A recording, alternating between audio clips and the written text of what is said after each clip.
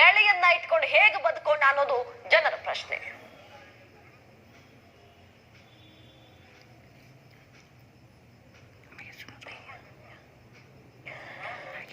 ದಾವಣಗೆರೆಯಿಂದ ನಮ್ಮ ಪ್ರತಿನಿಧಿ ಯಶವಂತ್ ಅವರು ನೇರ ಸಂಪರ್ಕದಲ್ಲಿ ಇದ್ದಾರೆ. ಯಶವಂತ್, ಎಲ್ಲ ಬೆಳವಣಿಗೆಯನ್ನ ಗಮನಿಸ್ತಾ ಇದ್ದೀವಿ. ಜನ ಏನ್ ಹೇಳ್ತಾರೆ ಈ ಬೆಳವಣಿಗೆ ನೋಡಿ? ರೆಸಾರ್ಟ್ ನಲ್ಲೇ ನಾವು ಶಾಸಕರನ್ನ ನೋಡ್ಬೇಕಲ್ಲ, ಟಿವಿ ಮೇಲೆ ನೋಡೋದಾಗ್ಬಿಡ್ತಲ್ಲ ಅನ್ನೋ ಬೇಸರ ಕರೆ ಮಾಡಿದವರಿಂದ ಕೇಳಿ ಬರ್ತಾ ಇದೆ. ದಾವಣಗೆರೆ ಜನ ಏನ್ ಹೇಳ್ತಾರೆ?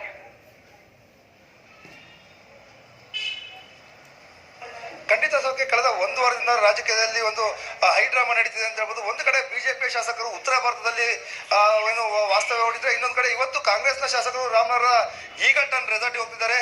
ಕ್ಷೇತ್ರದ ಅಭಿವೃದ್ಧಿಯನ್ನ ಮಾಡಿದ್ದು ಎರಡೂ ಪಕ್ಷಗಳ ಏನು ಶಾಸಕರು ರಾಜಕೀಯವನ್ನು ರೆಸಾರ್ಟ್ ನಲ್ಲಿ ಮಾಡ್ತಾರೆ. ಈ ಬಗ್ಗೆ ದಾವಣಗೆರೆ ಜನ ಏನ್ ಹೇಳ್ತಾರೆ, ನಾನು ನೇರವಾಗಿ ದಾವಣಗೆರೆ ಜನರನ್ನ ಮಾತಾಡಿಸ್ತೀನಿ, ಅವ್ರ ಒಪಿನಿಯನ್ ಕೇಳಂತೆ. ಸರ್, ಕಳೆದ ವಾರದಿಂದ ರಾಜಕೀಯದಲ್ಲಿ ಒಂದು ರಾಜಕೀಯ ಹೈಡ್ರಾಮಾ ನಡೀತಿದೆ. ಒಂದು ಕಡೆ ಉತ್ತರ ಭಾರತದಲ್ಲಿ ಬಿಜೆಪಿ ಶಾಸಕರು ಇದ್ದಾರೆ, ಇವತ್ತು ಕಾಂಗ್ರೆಸ್ ಶಾಸಕರು ಈಗಲ್ಟನ್ ರೆಸಾರ್ಟ್ಗೆ ಹೋಗ್ತಾರೆ. ರೆಸಾರ್ಟ್ ರಾಜಕೀಯ ಮಾಡ್ತಿದ್ದಾರೆ, ಅಭಿವೃದ್ಧಿಯನ್ನು ಬಿಟ್ಟು. ಈ ಬಗ್ಗೆ ಏನ್ ಹೇಳ್ತಾರೆ ಸರ್? ಅಲ್ಲ, ಅವ್ರಿಗೆ ನಾಚಿಕೆ ಮಾನ ಮರ್ಯಾದೆ ಸ್ವಲ್ಪನೇ ಇದ್ದಿದ್ರೆ ಆ ಕೆಲಸ ಮಾಡ್ತಿದ್ದಿಲ್ಲ ಅವ್ರು. ಯಾಕಂದ್ರೆ ನಾಚಿಕೆ ಮಾನ ಮರ್ಯಾದೆ ಮೂರನ್ನ ಬಿಟ್ಟು ನಿಂತ್ಬಿಟ್ಟಾರ ಅವರು. ಯಾಕೆಂದ್ರೆ ಓಟ್ ಹಾಕಿರೋ ಜನಗಳಿಗೆ ಅವ್ರಿಗೆ ಏನಾದ್ರು ಸ್ವಲ್ಪನಾದ್ರೂ ಮಾನವೀಯತೆ ಇದ್ದಿದ್ರೆ, ಅವ್ರಿಗೆ ಏನಾದ್ರು ಜನಕ್ಕೆ ಏನಾದ್ರು ಸ್ವಲ್ಪ ಒಳ್ಳೇದು ಮಾಡ್ಬೇಕು ಅನ್ನೋದಿದ್ರೆ ಅವರು ಅವ್ರವ್ರ ಕ್ಷೇತ್ರದಲ್ಲಿ ಇದ್ಕೊಂಡು ರಾಜ್ಯದ ಅಭಿವೃದ್ಧಿ ಬಗ್ಗೆ, ಕ್ಷೇತ್ರದ ಅಭಿವೃದ್ಧಿ ಬಗ್ಗೆ ಯೋಚನೆ ಮಾಡಿ ಕೆಲಸ ಮಾಡ್ತಿದ್ರು. ಯಾಕೆಂದ್ರೆ ಇವತ್ತಿನ ದಿನ ಅವ್ರಿಗೇನು ಎಲ್ಲಾದ್ರೂ ಬಿಟ್ಟು ನಿಂತು ಬಿಟ್ಟಿದ್ದಾರೆ ಅವರು. ಅವ್ರಿಗೇನು ಒಟ್ಟಿಗೆ ಯಾರು ಜನ ಸತ್ರೇನೋ, ಯಾರು ನೀರಿದ್ರೇನೋ, ಏನೇ ಇದ್ರೇನೋ ಜನಕ್ಕೇನು ಅವ್ರಿಗೇನು ಯಾವುದು ಅವ್ರಿಗೆ ಲೆಕ್ಕಕ್ಕೆ ಇಲ್ಲ.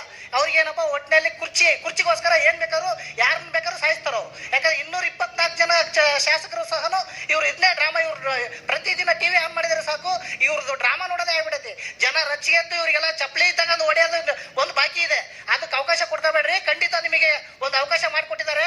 ಅದನ್ನ ನಿಮಗೆ ಒಂದು ಏನೋ ಒಂದು ನಿಮ್ಗೆ ಒಳ್ಳೇದು ಮಾಡ್ತಾರೆ ಅನ್ನೋ ಒಂದು ಉದ್ದೇಶ ಇಟ್ಕೊಂಡು ನಿಮಗೆ ಜನ ಆರಿಸಿ ಓಟ್ ಹಾಕಿ ಕಳಿಸ್ಕೊಟ್ಟಿದ್ದಾರೆ. ಅದನ್ನ ಮಾನವೀಯತೆ ಇದ್ರೆ ಜನರಿಗೆ ಅಭಿವೃದ್ಧಿ ಮಾಡಿ ಅದನ್ನ ಉಳಿಸ್ಕೊಳ್ರಿ.